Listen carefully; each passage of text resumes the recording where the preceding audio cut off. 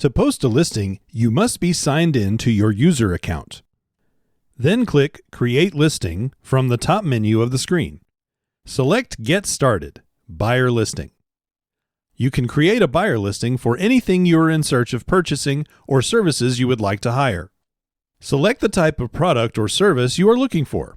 Next, provide a description of the product or service you are interested in, any required details or options you might be open to considering. Click Next. After clicking Next, select Location by inputting your address or zip code. Provide any optional attachments.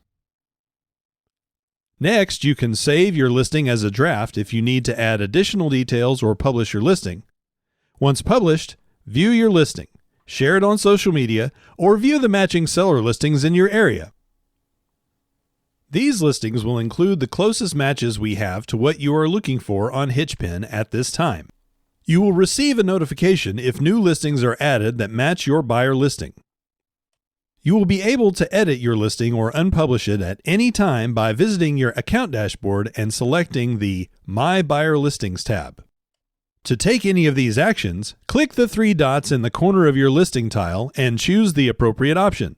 If you are editing your listing, simply update the description, then navigate to the final step and click Publish Again to update your listing.